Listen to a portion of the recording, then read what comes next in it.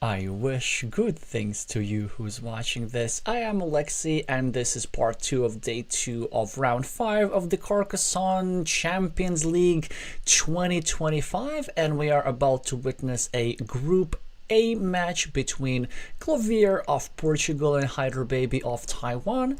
Both players have different stakes to play for in this match. The Taiwanese player has already secured themselves a place in the playoffs, but they have not yet secured the #1 spot in the group because they can still be challenged by the reigning Carcassonne Champions League champion, someone you know.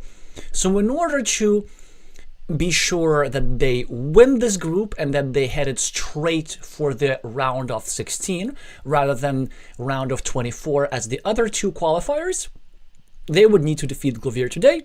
Glovir, on the other hand, has even more to play for, as a win in this match could all but secure them the 3rd place in the group, which is also enough to qualify for the playoffs.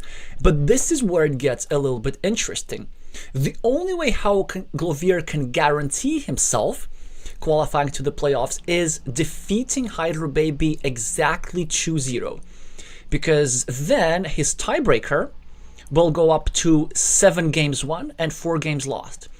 This means that the other player in the group, Glovir of France, even if they were to win their match against, I believe, Sing 1007, if that were to happen, the best that they can do is 2-0, and then their tiebreaker would go up to 7 games won and 5 games lost. So still Glovir would have a better difference of games won and games lost. Well, actually, if Glovir wins this 2-1, this also is good enough for them, because if they get 7 victories and 5 games lost, and presumably, let's say if the French player does the same, then there is the next tiebreaker, which is their mutual encounter, in which, if I remember correctly, the Portuguese player did prevail. Wait, or did he? No, he didn't. Wait. Okay, we need to have a look at this. So Glovir against Gatlux, right? So that was 2 weeks before. Yeah, right, Gatlux won, of course. We even streamed that match.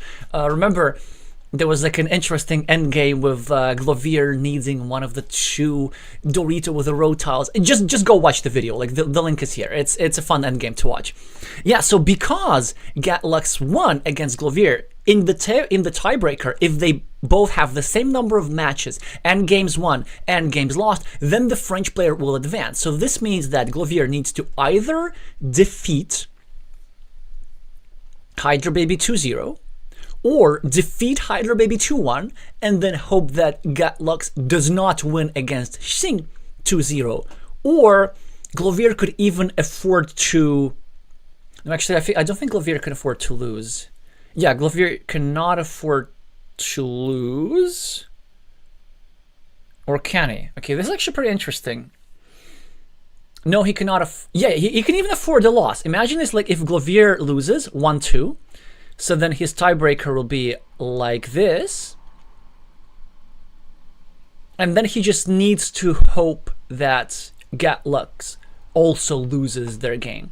But of course, you really, as the Portuguese player, don't want to do any hoping. You want to take care of business right there, right now, and not even leave the Frenchman any chances. And this is what I presume Glovir is going to start doing. So quite an interesting tournament situation here. Definitely hydrobaby will be much more calm because they are already in the playoffs. They're just trying to get themselves the 1st spot, whereas for Glovir the situation is much more unclear.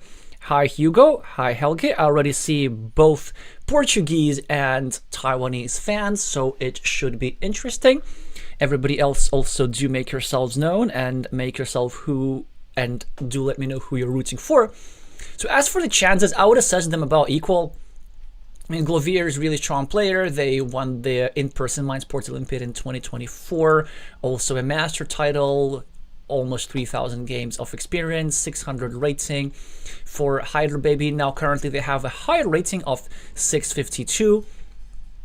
So they're in really good shape, and they happen to be the leader of the group, defeating even the reigning champion, someone you know. So I would think that is going to be a coin toss. Let's find out over the course of the next hour. Hydrobaby's playing the black meeples here. They're the starting player and thus have the statistical advantage. Both players have already exchanged quick points by scoring 4 points for this city. Glovir with the first monastery of the game. Now Hydro with the black meeple on a farm. This field is already worth 6 points. It's going to be worth 12 in all likelihood once these farmers get completed. And look at the Portuguese player here with his yellow meeples playing much more conservatively than he normally would. Normally, I would expect a move like this, knowing his style, going for the stacking approach to building monasteries, as it is the most efficient and the most aggressive. Instead, he takes the same number of points, but he controls hydrobaby city. Now, the disadvantage of this setup, which I thoroughly expected Guillermo to go for, was the fact that it suddenly gives you 4 squares, which can allow you scoring 2 points per move, and you can develop 2 monasteries with just 12 tiles, whereas here he would be forced to build around a lot in order to get those meeples back. But the advantage, of course, is safety. If you go over here, there are some scenarios how Hydro can draw something like a horse tile or cow tile rather, go over here, block this square.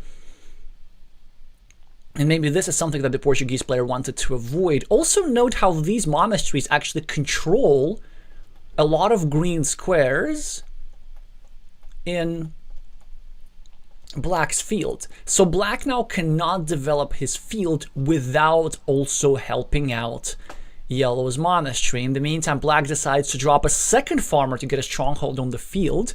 Now this looks like this position is headed toward an imbalance. Black will be trying to develop his field, whereas Glovir will be trying to simply score, maybe cleaning off the city cap, developing his monasteries, and then ultimately perhaps starting a little counter field somewhere else in a different part of the board. The problem for Yellow is that this different part of the board does not yet exist. There is literally just 1 square over here where you can build new cities and not prolong Black's field at the same time. In the meantime, Black scores quick points, slightly obstructing Yellow's road. Yellow just starts a new road. Black with 1 more scoring tile, which I presume will either go over here for 2 points, or maybe even over here occupying this city. Hi, Penguin.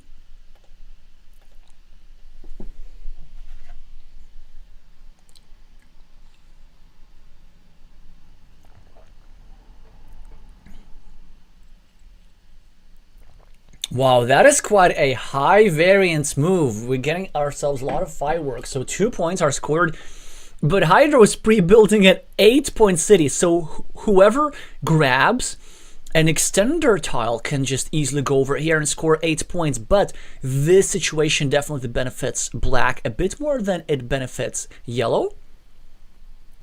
Because if Black gets the wonderful extender tile, they will be getting 8 points for the city plus 3 extra points for the field. So this is potentially 11. But if Glovir gets the tile that fits here, they're going to get 8 points for the city minus 3 points because they're going to be giving it to their opponent's field. And so they will be scoring only 5. But another wonderful way to take advantage of this empty city cap. Look at this. Glovir is now trying to get themselves a 8-point city of a different shape now, hoping for one of the 4 remaining cow tiles available, which translates to a 94% chance of city completion. The downside of this move is that it leaves this square vulnerable for a longer time, which now leads Black into some blocking ideas that they may have. Still not something to make Portuguese fans worry too much, given the fact that 2 starting tiles are still available, but a meeple shortage is to be expected as a monastery is drawn by yellow, and you kind of hope to meeple the monastery, although the best possible spot over here expands the field of black by a little bit too much, even though I would have loved to move over here, meepling the road, going for 5 points, and that's why yellow does not want to expand the field. Yellow wants to just start a new monastery, spend their last meeple, which is questionable but understandable. I would have done that too. I'm not gonna hide it. Like, it's risky, it loses some value from city caps, but I love that move because it just scores too much. And now let's see if black finds their strongest response. There's one way, if they can maybe, how do I give them a hint? If they take their motivation from a Carcassonne country which has more master than anybody else, and almost, I was going to say, they almost go for the Ukrainian technique. This move should have been with a meeple for black. Would have been a bit more potent because it would have more insurance. Because, like, imagine if, whatever, they're going to do something right now. Maybe they're going to meeple a road or do this. Yeah, that makes total sense. But then, Glovir can easily get a city cap and then start a new city and also finish their monastery. So by placing a meeple over here as black, you're kind of making sure that your opponent does not take easy 6 points. They now go full blocking approach, which Glovir can now defend, but I wonder if they should. So the defense move is to go over here, limiting the number of blocking tiles of the square to just 1. But now this is the moment where black can go over here and claim this city for 10 points. Oh, that would be so annoying to deal with if I were yellow. A lovely sequence here by black.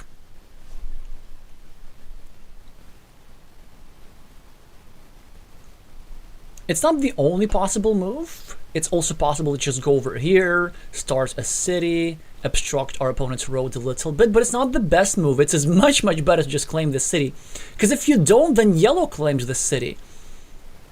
But it appears that Hydro still has some ideas of maybe drawing the last remaining starting tile and go over here and block 2 meeples. One has the right to dream about statistically improbable outcomes.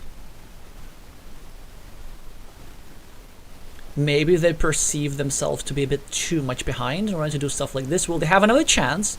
They can still meeple the city for a lot of points, but they chose not to do that. Instead, actually kind of a smart move. So they spend the tile as a blocking tile.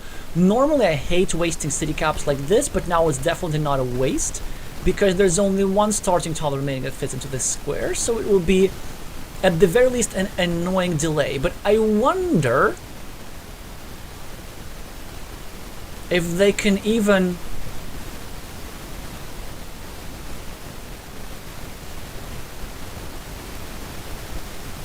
win, even if a block is successful, because yellow is a lot ahead on the scoreboard. Yellow now also nicely covered up their city and monasteries, and probably, if I'm yellow, I'm meepling this.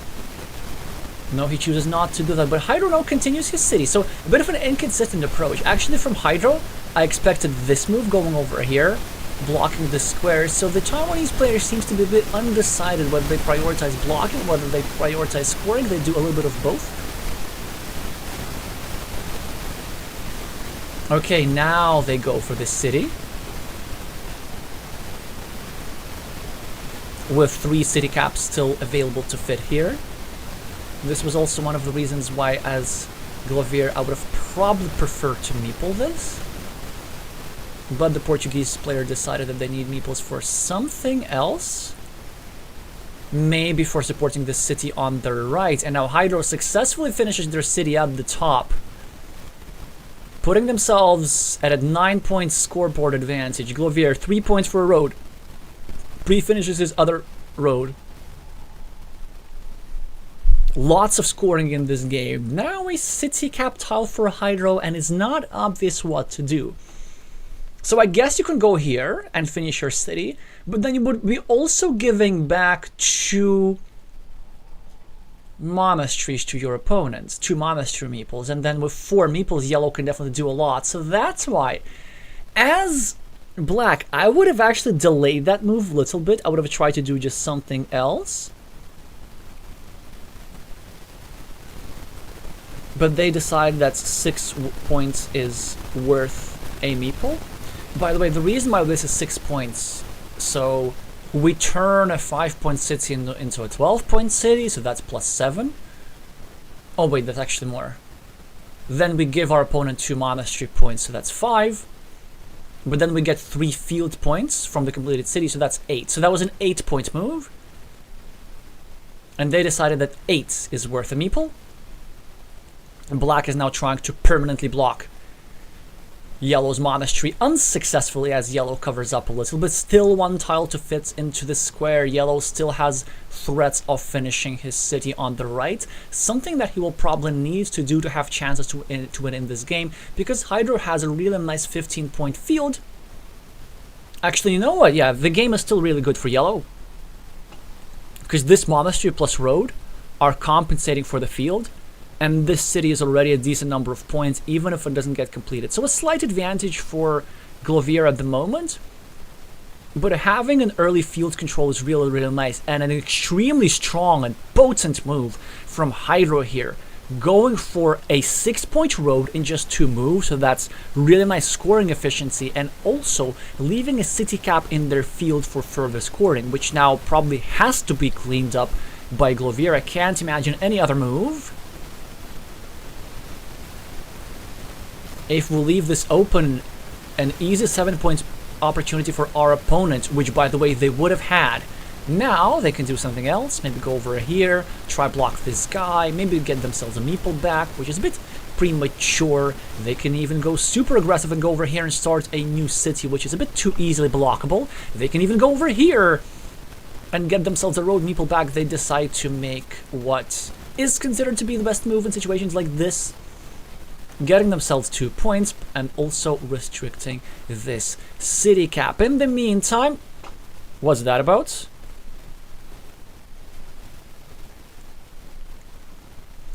In the meantime, Hydro completes their road as Glovir defends finally their long-suffering monastery, still leaving themselves a 50-50 shot at getting the last starting tile and getting a meeple back. Hydro, now ahead on the scoreboard as a result of a completed road, will be looking to continue their city on the right. The game is proceeding as at a brisk pace, which leaves me barely enough time to look at the chat. Well, finally a difficult tile for Glovir. It's a lovely tile, but not an easy decision to be made. So you could just go over here, start a new city, put a bit of pressure on this square, or with 3 meeples remaining and only 18 tiles left to play, maybe it's now a time to go for a little counter field, and a very similar move for Glovir. He does go for a counter field, just in a different part of the board. This move has the same purpose, although one of his city caps gets blocked. It's currently a 0-point farmer, but it plans to score a bit more. It plans to get from this city cap, then maybe from the city cap that Hydro will complete, and then also from this city cap if they manage to draw it. In the meantime, Hydro is trying to break Glovir's city, which he probably could easily ignore, so just 7 points go to Glovir. Curve for Hydro. Now this city is permanently blocked. Not that it isn't any big problem. It will score 10 points in any case. This field has surprisingly quickly run out of potential, so Glovir just starts yet another one. Hydro with a curve makes a Sophie's Choice block. Now Glovir needs a starting tile here and a starting tile here, and there's only one of those remaining, so he will need to choose which one of these meeples to save if he were to even draw that tile. But also it's an easy choice. you save this one, because it gives you more points.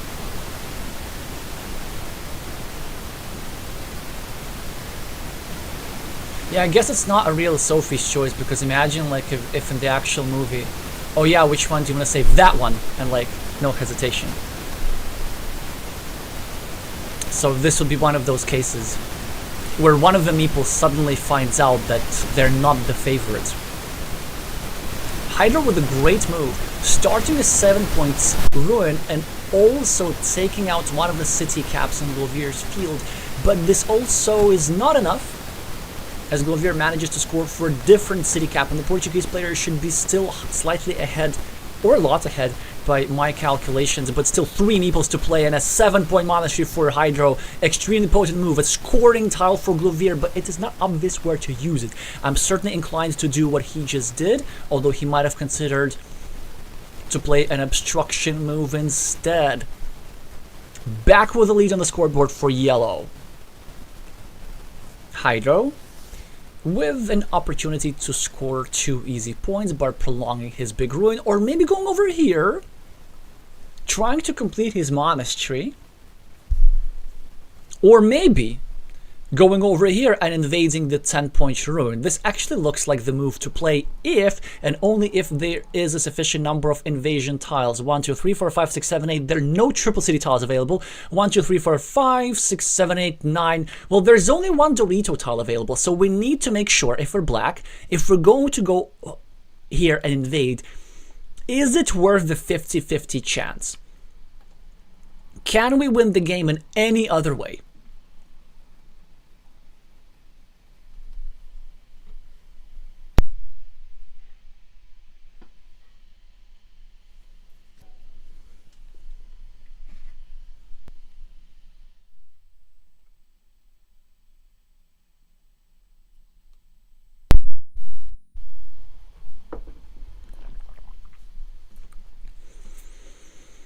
And this is what Hydro is currently trying to decide. Is 50-50 good enough? I just want to recount. 1, 2, 3, 4, 5, 6, 7, 8. Wait, 9. There's the 9, yeah? Indeed, only one Dorito tile available. Well, let's maybe help the Taiwanese player a little bit. So minus 15 on the scoreboard, 15 for this farm. That's equal, right? 2 monasteries are almost equal. 7 against 8, that's minus 1. These 2 cities are equal. Glovir has 2 fields for 9 points.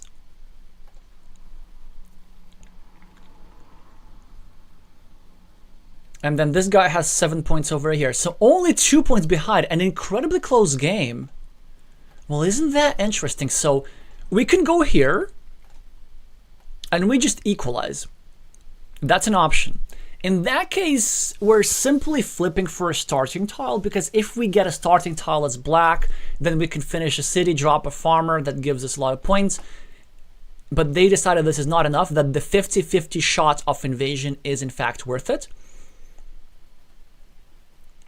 Glovir decides to meeple a road and break Hydro City, and this is actually just in time because they are able to finish their city, which they probably should, maybe even meepling the 1-point road.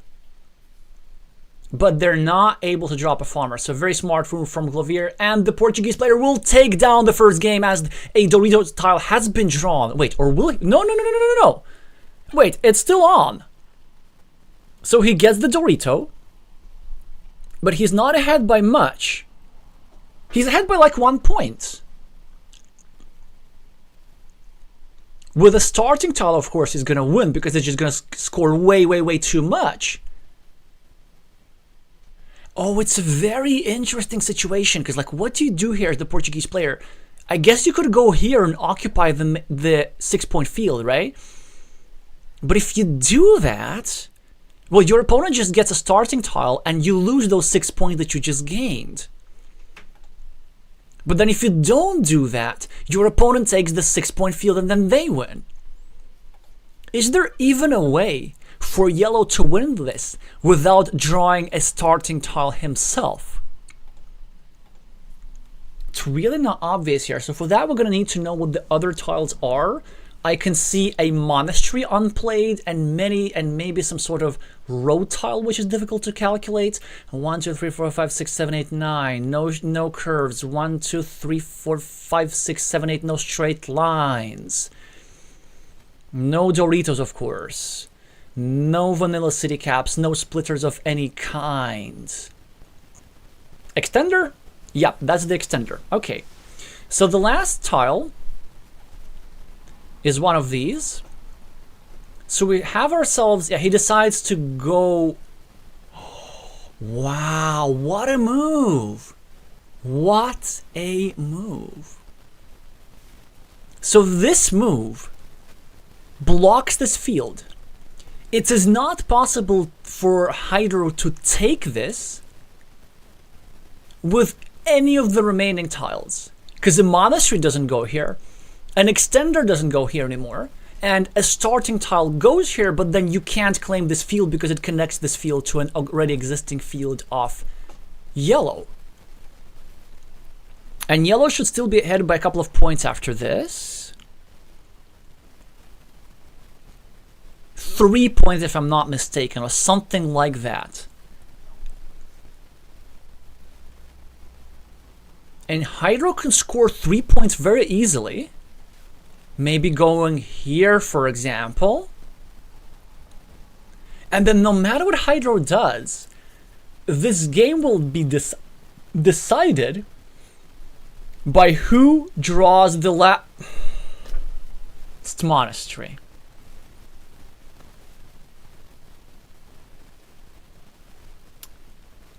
Yeah, that's a kind of an imprecise move, because if Glovir draws the monastery, then he scores more points, and then he also burns this farmer.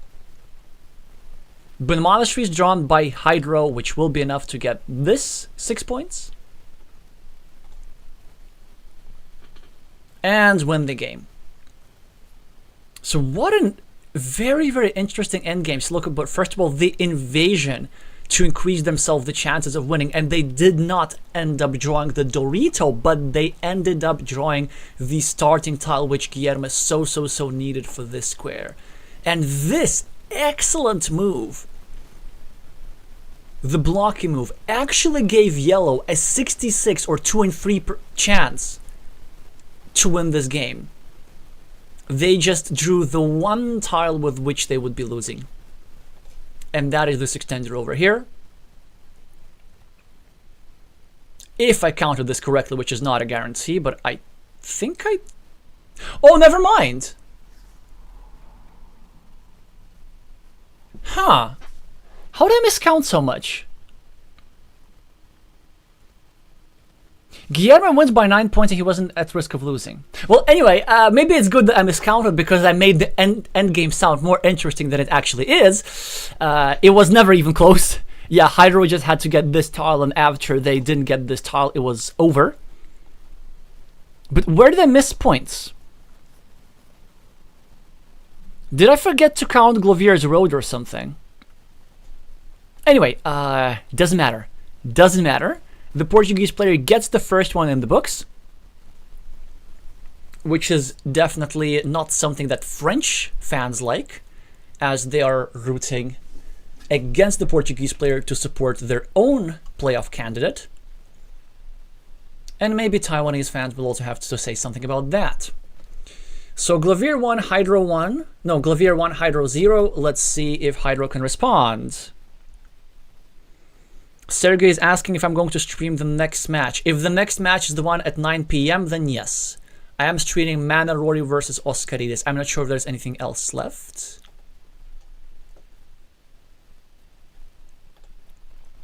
The players are already at it. Their second game with no breaks. And yellow already scores 6 points, has the first monastery, and is looking to have an opening advantage. Hydro with a shielded but a clunky shaped tile. There isn't any particular move that is particularly strong. So I guess you could go over here and start a new city hoping to finish it like this, and then later get a starting tile. You could prolong your city, but it would hurt its completion chances. Yeah, he decides to do this just for lack of better moves. In the meantime, Glovir's scoring 2 points and also obstructing Hydro's meeple. Hydro, with the blocking tile of his own, decides to continue abusing his opponent's meeples. If you block me, I block you. Tit for tat, cow for horse. Glovir is taking 2 quick points. Note that this horse tile is something that Hydro would have really liked, and now a huge sigh of relief for our Taiwanese fans, as this tile will surely go over here and give this road some breathing room and also start a potentially lucrative city for black. Quick point tile for Hydro, presumably going to take 2 quick points, although it is not obvious how exactly you rotate, although it actually is kind of obvious. You point the... not like that. Yeah, not like that. If I have time, I'll address this move a little bit. So the best orientation is to place it like this. The reason for that is that, of course, you want the rodent pointing in your city so that you can score a couple of extra points from a tile like this. But then also you don't want to give your opponent an easy loop road, and also you actually want to point the rodent downwards so that in the future you can get yourself another crossroad, score 2 points, and start threatening your opponent's monasteries. The chances of that particular sequence that I described is not great, but in Carcassonne, those little percentages, they add up, and then they make you win the game. In the meantime, due to the fact that this square is now much safer, because of the orientation of the road that Hydro chose,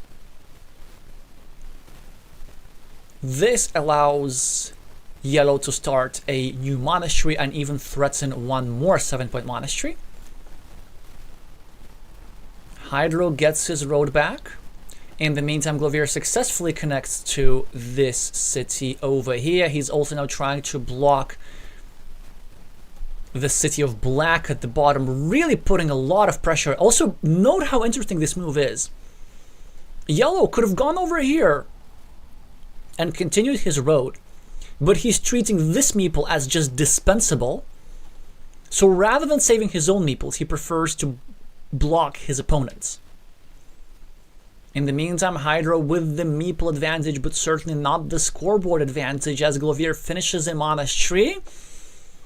But the meeple advantage of black is put into a good use, as this city at the top, which I will soon start calling a ruin, but technically it is still a city, is already worth 12 points and will be worth at least 3 or 4 more points.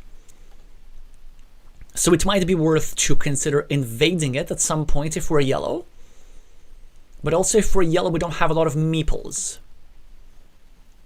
Something that he's attempting to rectify by pre-building his monastery and preparing to finish a monastery with another monastery. A crucial coin flip for both sides. If yellow draws this monastery, then probably he wins the game on the spot, because the points are just too much. If red draws the monastery... oh wait, if black draws the monastery, then there's some fighting chances. Black is now creating an attacking platform or blocking platform against this guy. And yellow had an interesting choice, either to go for a defense, which he just did, or to go over here on the right and try to counter block.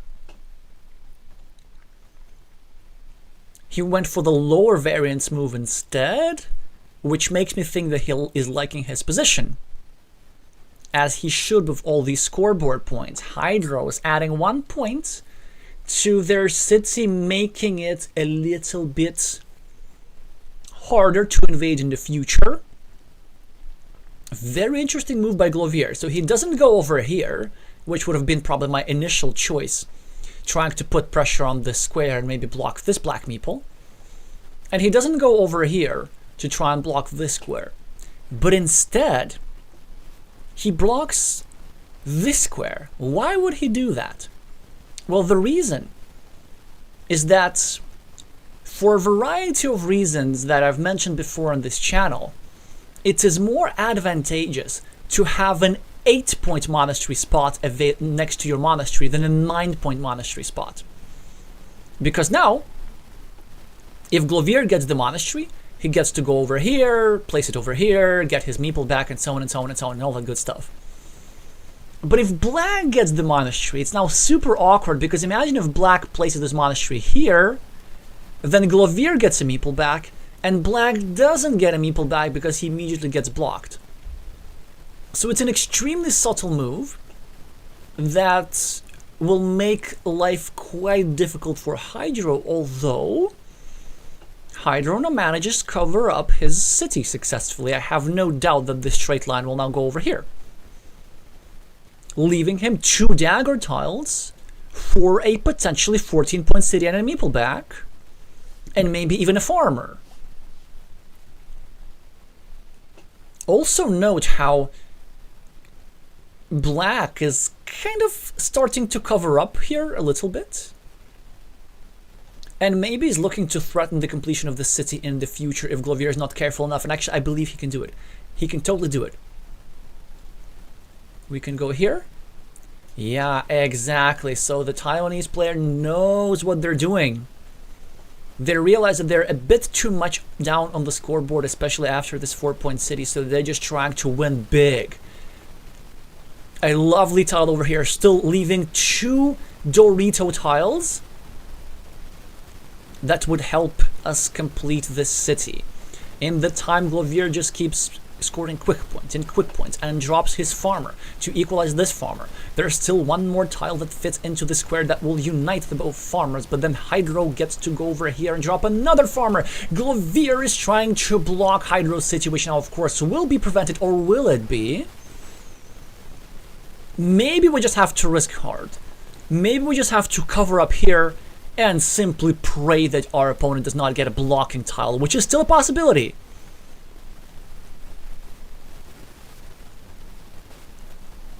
So how many tiles are there in the deck which are not blocking tiles, which we need to count? So if our opponent gets any curve, they go here. If they get a monastery, they go here and block. So it's certainly a big risk. So then we need to hope, if we're going to just ignore this threat, which I think we should. I think we should really go for it. And yeah, that's why. Because now we lose these points. I think it was an opportunity missed. Hydro just had to cover up. And you know why it was important to cover up? It's not just to preserve the chance of completing the city. It's simply to prevent yellow from invading. Because the city's worth like 20 points already. And yellow's about to share those points, and it is inevitable because both splitters have gone out. Hydro's already saying GG. Despite completing their city, because they know it's not going to be enough. Although, you know what, even after this stuff, there's still some hoping that can be done. First of all, we can hope for our opponent's mistake. Imagine if Glovir gets something like a Dorito tile and misguidedly goes over here. Then we can reinvade the city and reclaim the majority for 20-something points, or we can simply block this square in the future. By the way, had only Hydro played the recommended move, they would have already completed their city. Because Glovir did not draw a blocking tile. And then it would have been a game worth watching. But even now, maybe sort of kind of there are some chances. Maybe we get this dagger tile and we complete this city. Then maybe we meeple this road and get something else going over here. So there's some options. So Hydro goes for the reinvasion of a city, which actually is kind of smart. Because if Glovir doesn't do nothing about it, then we can get a triple city tile. City cap. City cap. And finish an even larger city. The best course of action for yellow, given his scoreboard lead, is simply to ignore it by going, yeah, sure, that's fine. I would have just gone over here, simply to equalize this farmer.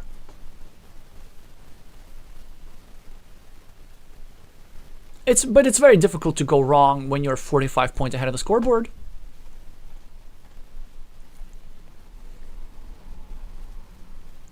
Glovir with a crossroad tile scores some more road points, or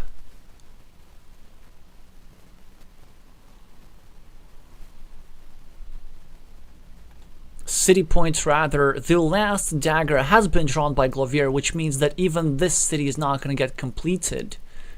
And I wonder if there is a city cap remaining at all. Imagine if Glovir now plays cooperative Carcassonne and just goes here. Maybe he just forgets and wants to add himself a point. Then of course Hydro immediately draws a triple city and goes here.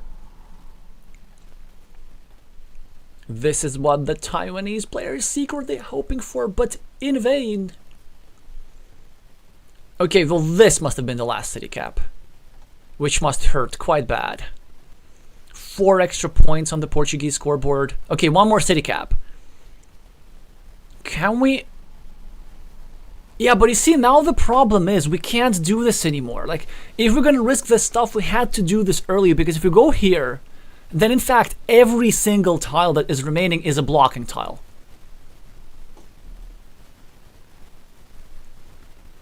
Yeah, there we go, and then that's it. So the city is completely equalized. Oh wait, not every single tile. So if Glovir were to draw the quadruple city tile, then in that case this would not have been a blocking tile.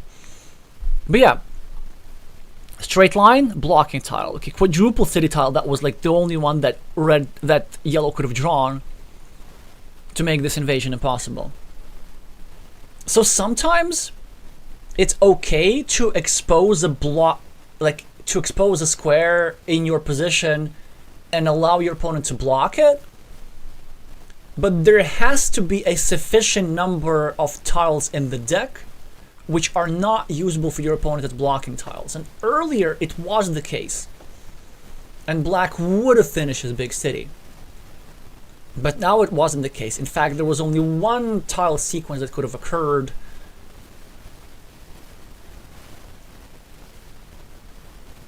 That didn't block the square entirely.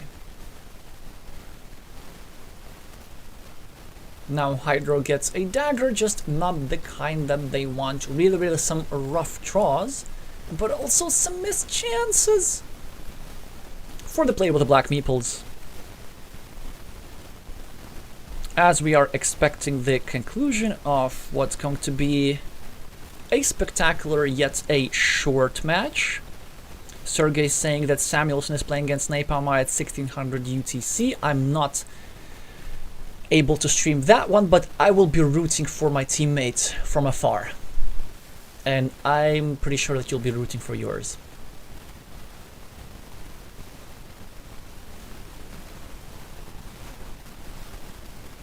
Hydro is still trying to get their most optimal endgame.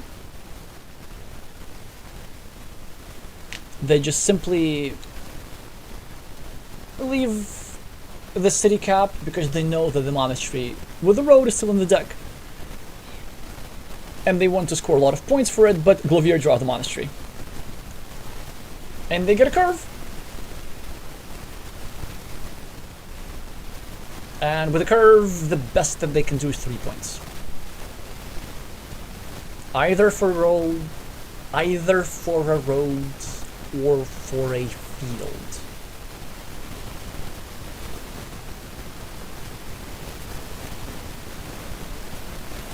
I want to see the meeple placement statistics after this game.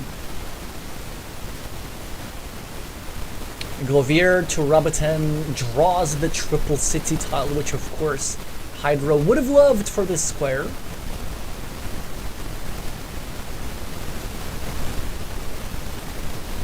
Hydro definitely not happy with the outcome, but they still should be quite happy with their group situation. I mean, they're still in first place, at least for a couple more days.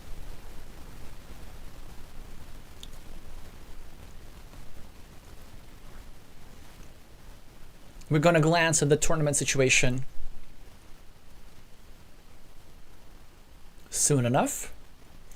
Glovir spoiling it in the chat, saying that we both qualify. This is true. He precisely needed a 2-0 score in order to qualify, and it's a difference of exactly 40 points. How painful is that? Okay, so Meeple placed 23 versus 11.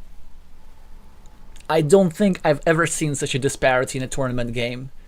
It's more than twice than his opponent. So quick points, quick points, quick points, quick points. Yeah, that's actually just the only statistic that I wanted to see. It's the number of meeples placed. Extremely difficult game for Hydro. Maybe some chances to finish this big city, but actually even that probably would not have been enough. That would have given him like 30 more or something, when he ended up losing by 40.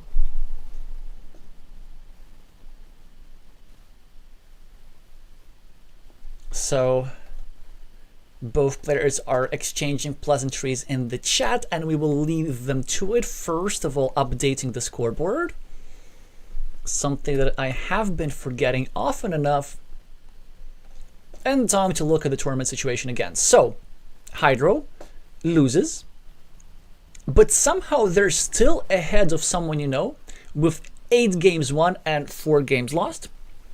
So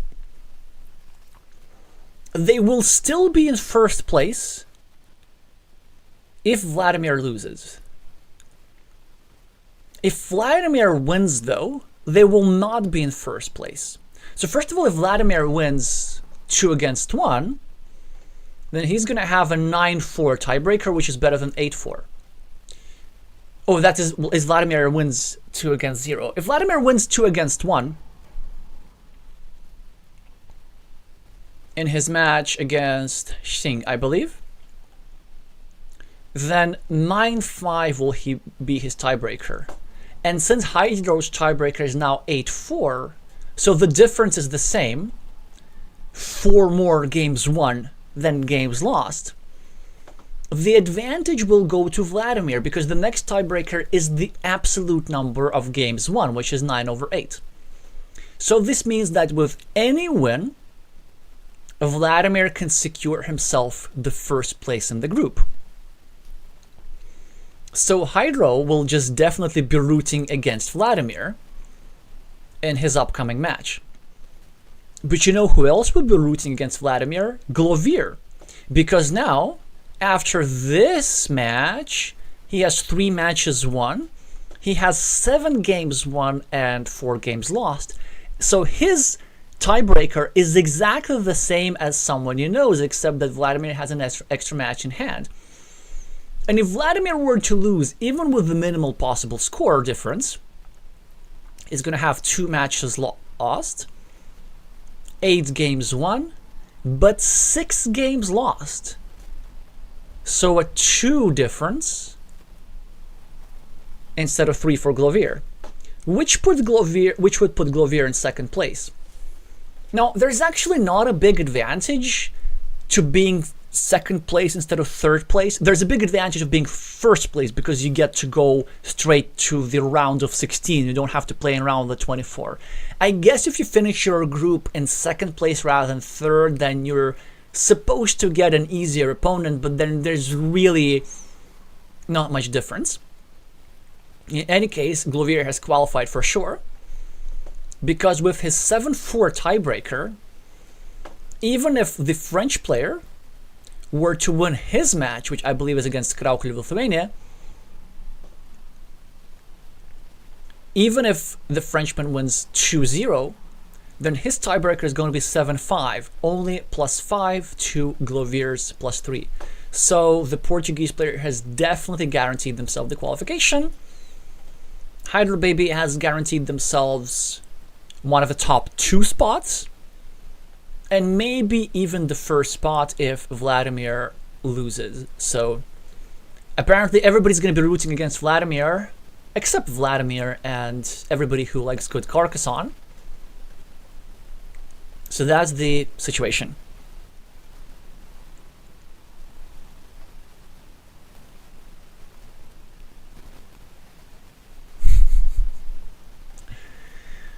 Okay.